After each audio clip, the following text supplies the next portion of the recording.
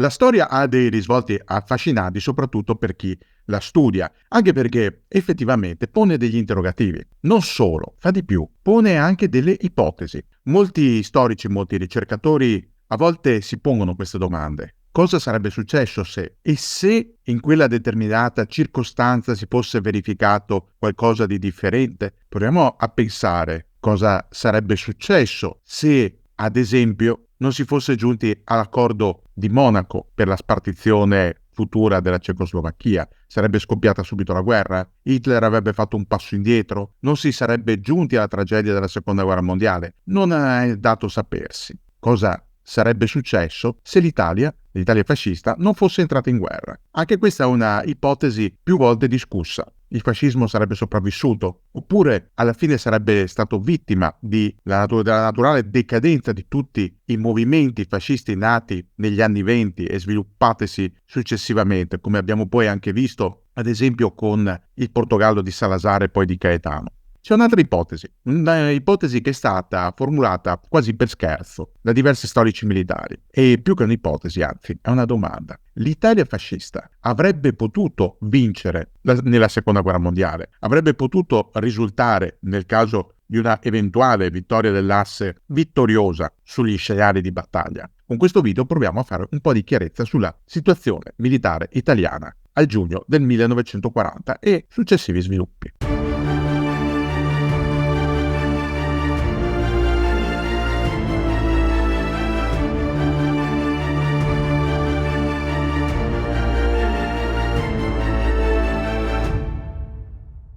L'Italia entra in guerra, entra nel secondo conflitto mondiale con qualche mese di ritardo. Ricordiamo che la seconda guerra mondiale inizia il 1 settembre del 1939, la data dell'attacco a Danzig alla Polonia. Hitler che decide di passare le vie di fatto. Ce ne siamo occupati in diversi video, li trovate nel nostro canale. L'Italia sceglie inizialmente la non belligeranza, è una formula politica, non per disconoscere il patto d'acciaio siglato poco prima, ma per denunciare una evidente impreparazione militare. È lo stesso Mussolini che attraverso il Ministero degli Esteri, retto tra l'altro da Galeazzo Ciano, suo fedelissimo, e attraverso anche lo Stato Maggiore del Regio Esercito, formula una lunga richiesta di materiali alla Germania per poter entrare immediatamente in guerra. Lunga lista di cui ci siamo tra l'altro già occupati in altri video, che non verrà ovviamente esaudita, ma è una lista effettivamente necessaria. Perché? Perché l'industria italiana, non solo quella bellica, anche quella civile, è ancora arretrata rispetto all'industria tedesca, che ha fatto dei passi da gigante negli anni 30, nell'innovazione e nei processi produttivi. Tanto per dirne una, i tedeschi hanno sviluppato sempre più la meccanica, a cominciare dalla tecnica di saldatura, che sostituisce sia l'imbollatura che la rivettatura. Lo si vede nelle costruzioni dei mezzi corazzati, i famosi Panzer, e delle navi da guerra. È una questione di risparmio del peso e di razionalità. L'industria italiana, invece, di tutto questo è ancora arretrata, è ancora ferma alla rivettatura. Lo si vede nelle realizzazioni dei mezzi corazzati, lo si vede nella realizzazione delle navi da guerra. Insomma, siamo ancora un passo indietro. Poi manca la materia prima. L'industria italiana è un'industria storicamente di trasformazione, non di produzione. Conoscete la differenza? Una industria produttiva parte dalla materia prima su cui già può mettere le mani, che già dispone, e produce. O meglio ancora, produce essa stessa la materia prima. L'industria di trasformazione invece è costretta a acquistare la materia prima altrove, modificarla, implementarla con altre componenti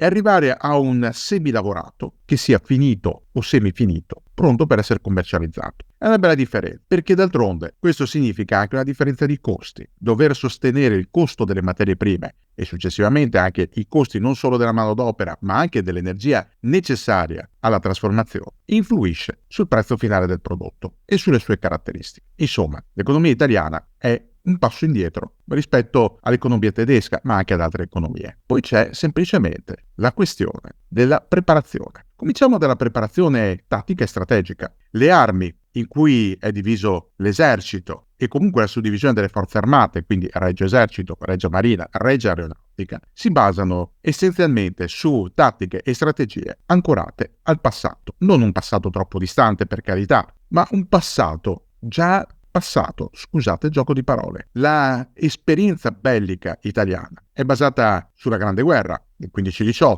sulle esperienze condotte durante la Grande Guerra e successivamente sulla guerra di aggressione all'Etiopia, 1935-36, e sulla recente, rispetto alla Seconda Guerra Mondiale, guerra civile spagnola. Ma sono esperienze estremamente contraddittorie che forniscono delle indicazioni che si riveleranno errate. Cominciamo da un fatto. Nella Grande Guerra, la guerra di movimento sostanzialmente non esiste. Prima di tutto perché ancora non c'è una motorizzazione e una meccanizzazione tale da influire sul movimento delle masse combattenti. È una guerra statica, di posizione. Eserciti che scavano trincee e si confrontano l'uno di fronte all'altro, divisi dalla terra di nessuno. Ogni tanto avviene la carica, avviene l'attacco, preceduto da un ampio bombardamento di artiglieria per preparare il terreno. Se l'attacco va bene si conquista del terreno, se va male si deve ripiegare e si perdono ingenti forze nell'uno e nell'altro campo. È una tecnica vecchia, superata dal fatto che a partire dalla seconda metà degli anni 20 la Germania, ma prima ancora l'Unione Sovietica e successivamente anche le potenze occidentali come la Francia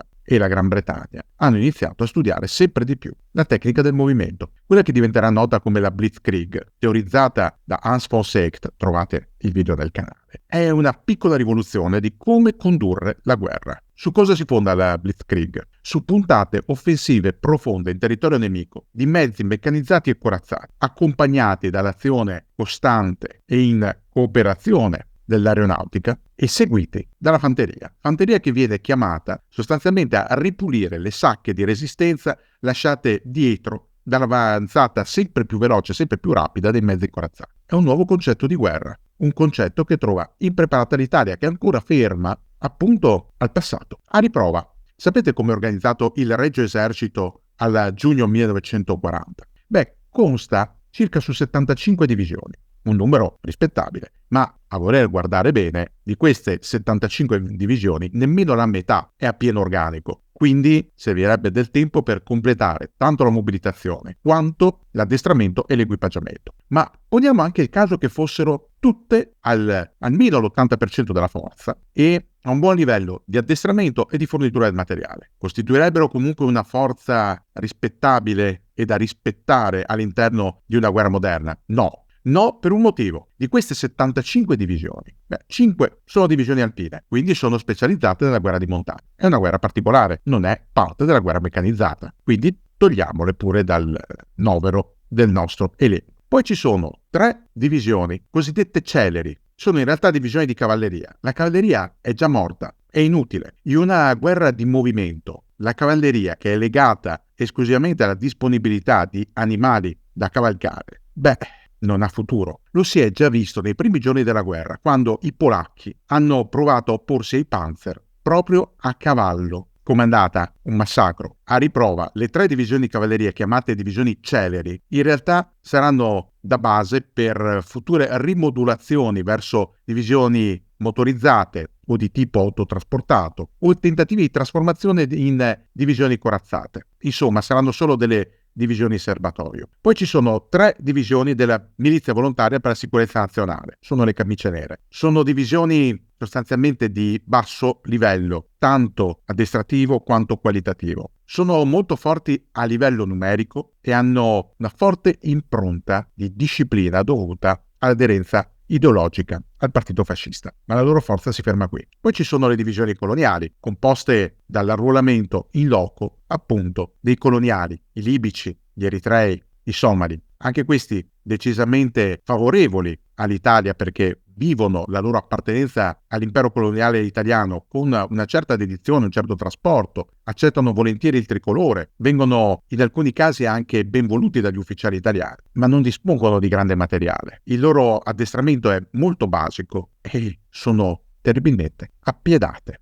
perché a corto di autoveicoli. Poi ci sono 2 divisioni motorizzate, la Trento e la Trieste. Col passare del tempo verranno parzialmente convertite in divisioni meccanizzate, ma sono 2 e resteranno sempre costantemente sotto organico. Verranno sacrificate in Africa settentrionale, non torneranno più a casa. 3 divisioni sono corazzate. o meglio, vengono costituite in base a una nuova specialità chiamata fanteria carrista. Sono delle divisioni che rappresentano una novità per il panorama del Regio Esercito. Verranno tutte distrutte nel corso del conflitto in Africa settentrionale. Sono la 131esima Centauro, la 133esima Littorio e la 132esima Ariete, cui abbiamo dedicato un video apposito che trovate nel canale. Successivamente il Regio Esercito proverà ad attivarne altre, ad esempio proverà ad attivare la 134esima Freccia per trasformazione di una delle divisioni Celeri, tentativo abortito, dura appena 3 mesi. Poi ricreerà l'Ariete e la Centauro rimodellandola, una l'Ariete sui battaglioni di cavalleria e i reggimenti di cavalleria, l'altra la Centauro, ne abbiamo già parlato nel video dell'8 settembre, per trasformazione, semplicemente togliendo la camicia nera e mettendo il grigio verde al Regio Esercito, della divisione corazzata di camicie nere M, quella che doveva essere la punta di diamante del regime e della sua milizia, ma che non darà affidabilità politica all'Italia post-fascista. Poi ci sarebbe il caso particolare della 136esima Giovani Fascisti. È una divisione volontaria. In realtà non è neanche una divisione, l'organico è pari a una grossa brigata. Non è nemmeno corazzata, non dispone di mezzi corazzati. È a malapena autotrasportabile. È composta da ragazzi, ex appartenenti alla gioventù italiana del Littorio, ex appartenenti al gruppo battaglioni Giovani Fascisti, che vittime della propaganda e lanciati da una eccessiva prosopopea dei loro capi manipolo, decidono di buttarsi nell'avventura bellica. Finiranno massacrati tra El Alamein e la Tunisia. Il resto delle divisioni,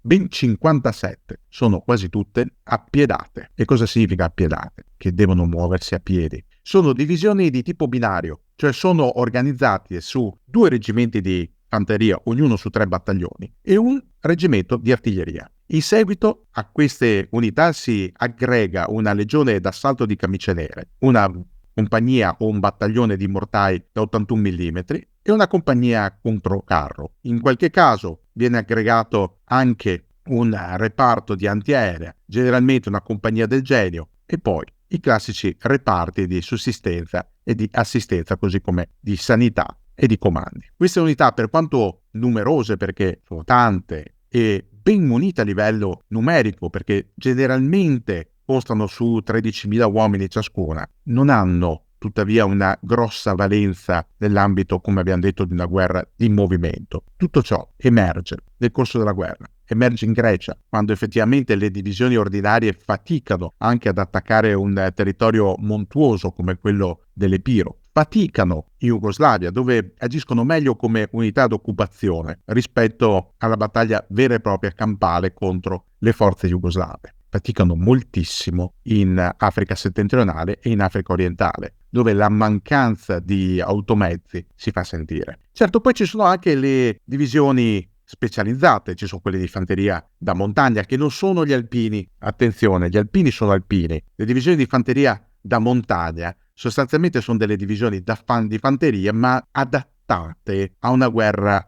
in montagna o comunque sul terreno accidentato. In questo caso la differenza poggia sui gruppi sommeggiati, cioè sui muli, o eventualmente i cavalli che vengono utilizzati per il trasporto delle masserizie e delle artiglierie. Ma è una distinzione così sottile che col passare del periodo bellico diventa sempre più labile. Poi ci sono le divisioni di fanteria autotrasportabile, non sono motorizzate, attenzione, è diverso. Sono delle divisioni senza avere la legione di camicie nere aggregata, che hanno una piena motorizzazione per i servizi d'artiglieria, ma per quanto riguarda il corpo combattente, cioè la fanteria, devono un po' arrangiarsi. Non ci sono camion trasporti per tutti, c'è una certa aliquota che poi va ridistribuita in base alle esigenze della forza combattente. Insomma, lo stesso camion, ad esempio, può trasportare prima soldati appartenenti al plotone della compagnia di un battaglione e poi soldati appartenenti al plotone di una compagnia di un tutt'altro battaglione. Occorre riorganizzarsi un pochettino. E soprattutto questi veicoli, il più delle volte sono veicoli requisiti ai civili. Non è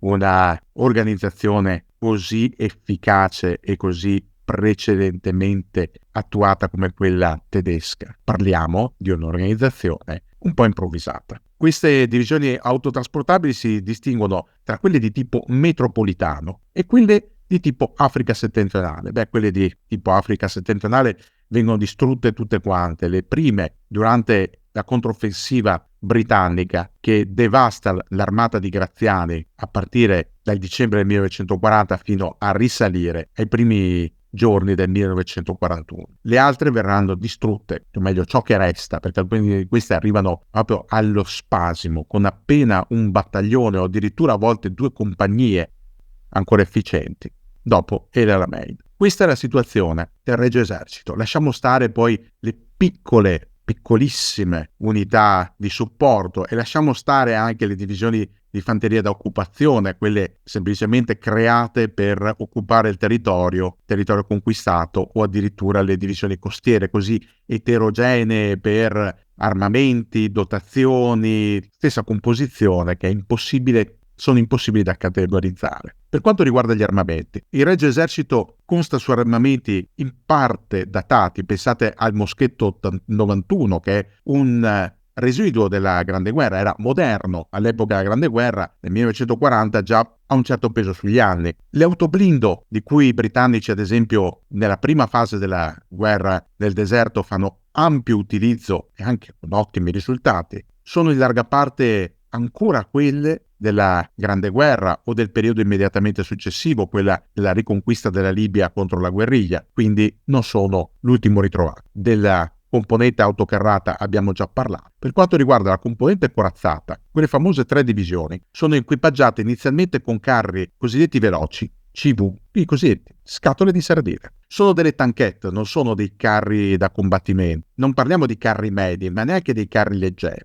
La loro utilità bellica è sostanzialmente inesistente. Possono essere utili come esploratori, ma già durante la guerra civile spagnola, quando si ritrovavano a confronto con i primi carri T di fabbricazione sovietica, si era visto che non potevano reggere il confronto. Eppure l'industria bellica italiana continua a produrre questi carri, la cui prestanza sul campo è insufficiente. Il primo carro medio, o almeno così viene spacciato, l'M11, non è nemmeno un carro, è un cannone d'assalto. È infatti un veicolo che ha sì la sagoma del carro armato, ma l'armamento principale non in torre girevole, ma in casamatta. Sulla torretta girevole ci sono le mitragliatrici. È un carro molto modesto, che però inizialmente va a equipaggiare non solo le divisioni corazzate, ma anche le unità miste, come il cosiddetto raggruppamento Maletti, che è la prima vera forza corazzata del Regio Esercito in Africa settentrionale. Raggruppamento che prende il nome dal suo comandante, il generale Maletti, il padre di Gian Adelio Maletti, l'uomo dei misteri durante la Repubblica, tra l'altro lo abbiamo già incontrato in alcuni video, e generale che morirà proprio nel campo trincerato all'uscita dalla sua tenda, ucciso con un colpo in fronte durante le prime fasi dell'assalto da parte delle brigate inglesi e indiane. Quei carri andranno a riequipaggiare i battaglioni australiani. Gli australiani vi dipingeranno un grande canguro bianco per distinguersi e verranno utilizzati l'ultima volta negli assalti a Bedafom, a Bardia e a Tobruk, ma sono carri, come abbiamo detto, per modo di dire, e di scarse capacità belliche. Il primo carro medio è l'M13, carro da 13 tonnellate nominali, col pezzo da 47 mm anticarro, questo oltretutto derivato da un vecchio progetto austriaco, montato finalmente in torre. È un carro però che mostra subito tutti i suoi grandi, enormi difetti. Le sospensioni a balestra sono modeste, la velocità fuori strada è bassa, la riserva di colpi non è eccezionale, il cannone da 47 è buono ma inferiore ad altre armi, insomma si potrebbe fare di meglio. Tra l'altro la Germania, dopo aver sconfitto la Francia, offre all'Italia un'aliquota di carri Somois, i carri francesi che erano di buona qualità, solo che i francesi li impiegavano in maniera errata per una loro concezione della guerra, anche questa antiquata. I francesi ad esempio suddividevano i carri in mezzo alle divisioni di fanteria come se fossero solo un appoggio alla fanteria. Era questo il loro grave errore strategico. Carri Somois ce n'erano parecchi, Somois 35 e Somois 40, ma gli italiani inizialmente li rifiutano. Ci ostinano con questi carri M, prima l'M13, poi l'M14, infine l'M15. Di volta in volta una tonnellata in più, ma sempre lo stesso armamento, sempre gli stessi problemi. Cambia qualcosa con l'introduzione dei cacciacarri e dei semoventi. Usando lo scafo dei carri armati si iniziano a produrre dei cannoni d'assalto e dei cacciacarri, sfruttando anche artiglierie più potenti come il pezzo da 75 mm antiaereo, un ottimo pezzo che non è solo antiaereo ma anche anticarro, perché sfrutta la grande velocità inerziale impressa ai proiettili che, se armati con la giusta ogiva, potevano fare molto male a tanti carri avversari. Ma anche questi veicoli, che arrivano ad esempio sullo scenario africano solo nella primavera del 42, non saranno determinanti. Troppo pochi, schierati male, a volte condotti male, faranno il possibile fino alla caduta della Tunisia. Qualcuno continuerà a combattere in Sicilia durante l'invasione e poi nella disperata difesa di Roma. I tedeschi, dopo la presa di Roma e controllando metà dell'Italia, continueranno a produrne alcuni, valutandoli abbastanza buoni anche per le loro esigenze. Questa era la situazione del Regio Esercito, ma non era da solo. Le spese militari italiane tra la fine degli anni 20 e tutti gli anni 30 si erano concentrate principalmente sulla Regia Marina, che era il fiore all'occhiello, diciamo così, dell'Italia fascista. Si era speso moltissimo con diverse leggi navali apposite per modernizzare e trasformare la Regia Marina in una potenza, non solo sulla carta, come era avvenuto alla conferenza di Washington, in cui l'Italia aveva ottenuto l'effimera parità navale con la Francia, almeno a livello di navi maggiori. Una parità che era più che altro un mezzo di pressione politica e propagandistica. La Francia aveva necessità di avere una flotta numerosa e potente per sorvegliare e tutelare le vie di commercio al suo vasto impero coloniale. L'impero coloniale italiano, anche prima della conquista dell'Etiopia, era ben più modesto e non richiedeva lo stesso tonnellaggio. Ma qui l'Italia compie degli errori molto gravi. Il primo errore è quello di inseguire proprio i francesi. Le costruzioni navali italiane, dall'inizio degli anni 30 in poi, sono improntate in funzione esclusivamente antifrancese. I francesi, ad esempio, varano una classe dopo l'altra di cacciatorpediniere grossi, potentemente armati e molto veloci. Benissimo, l'Italia punta su non solo degli esploratori, una classe di navi che verrà abbandonata, non servirà più e verranno riconvertiti in cacciatorpediniere, ma su incrociatori molto veloci, incrociatori leggeri, che però a livello di protezione saranno estremamente scarsi, e questa scarsità di protezione poi avrà un effetto deleterio in battaglia,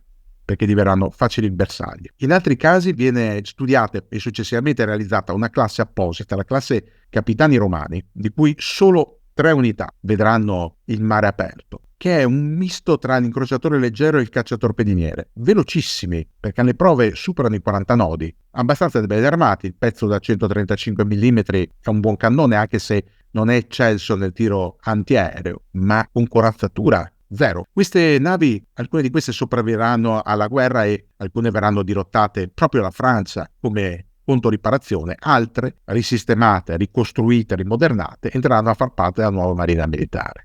L'altro grande errore commesso dall'Italia è quello di sostanzialmente credere che in una guerra da condurre principalmente nel Mediterraneo servano più le corazzate che gli incrociatori pesanti. L'Italia di corazzate ne costruisce e ne ricostruisce parecchie. Ne ricostruisce 4, le 2 della classe Doria e le 2 sopravvissute della classe Cavour.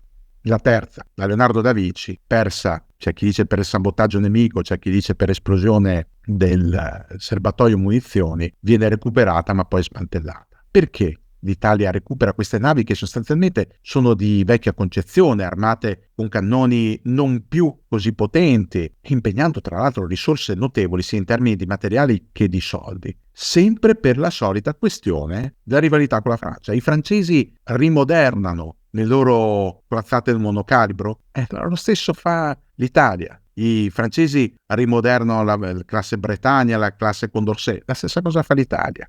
I francesi a un certo punto varano la classe di incrociatori da battaglia Dunkerque e l'Italia studia un incrociatore da battaglia che poi non vedrà mai la luce, perché si preferisce puntare sulla nuova classe Littorio, che dovrebbe costare di 4 unità, ma solo 3 di queste vedranno il mare. La quarta, l'Impero, lo abbiamo già visto in un video apposito, si penserà a un certo punto di convertirla in portaerei. Ecco, la portaerei è l'altro grosso problema. L'Italia per lungo tempo non solo non ha una portaerei, ma sacrifica la propria aviazione navale. Già perché negli anni 20 la Regia Marina punta su una buona componente navale, ovviamente basata a terra.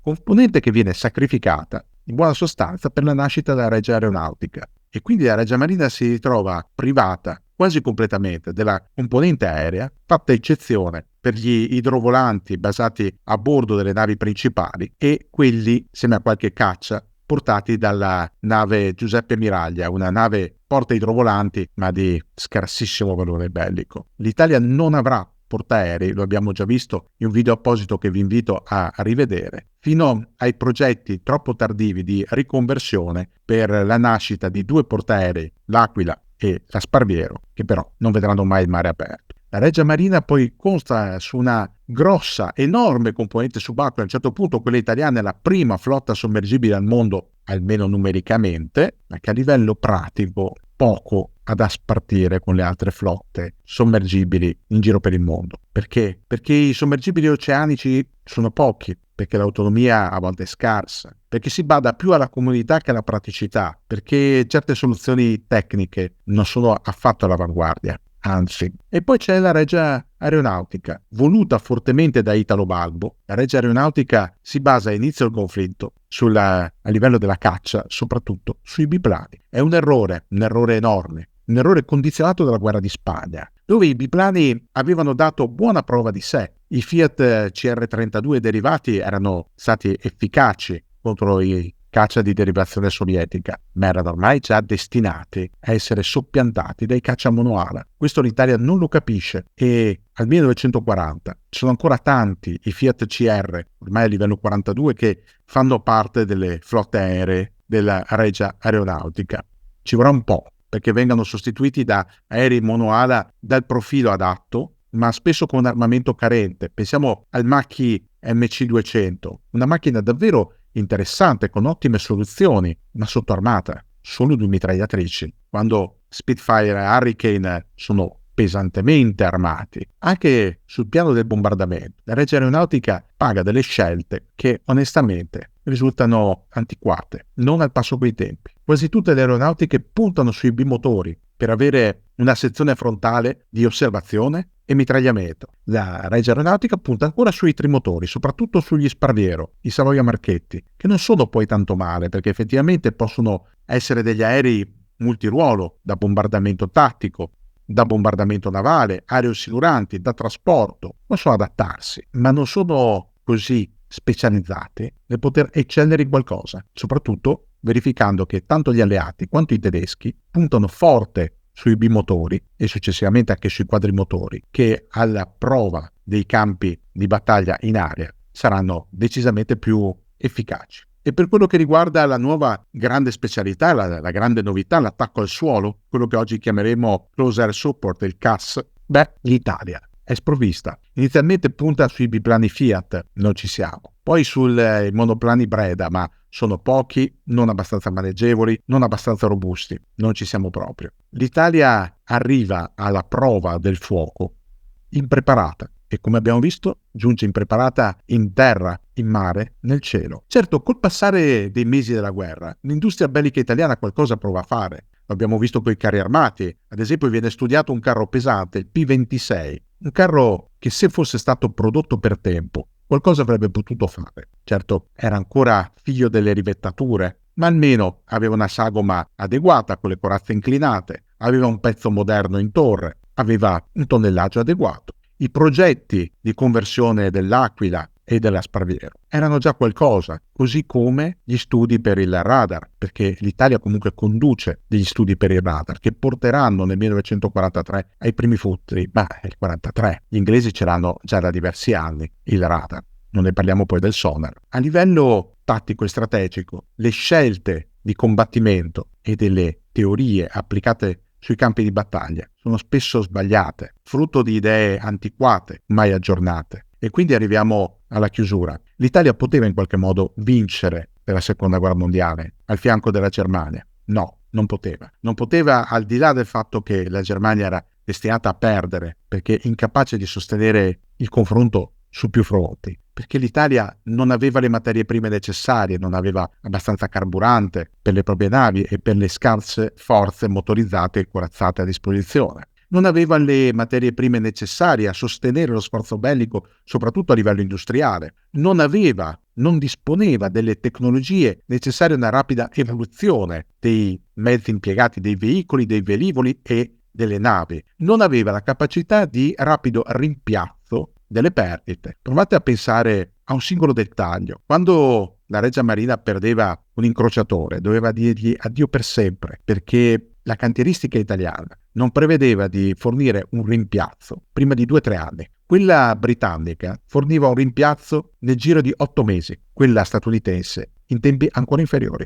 Chiaro che con questi presupposti l'Italia non poteva vincere, e poi non poteva vincere, non tanto perché, come abbiamo già detto in un altro video, c'erano accuse fondate di tradimento degli alti ufficiali, ma perché mancavano tanti presupposti, mancava una formazione adeguata degli alti quadri così come dei quadri inferiori, mancava un'idea chiara, decisa di come si conduce una guerra moderna, mancava l'idea della guerra di movimento, mancava l'idea di come condurre una guerra sui mari ad appoggio dei convogli, controllando un bacino ristretto come il Mediterraneo. Mancava la valorizzazione dei piloti singoli in area, quando la tattica era improntata esclusivamente sul collettivo, sullo stormo. Mancava troppo all'Italia per pensare di vincere. E se oggi ci ripensiamo, quell'avventura bellica risulta ancora più assurda e, per certi versi, ancora più ridicola.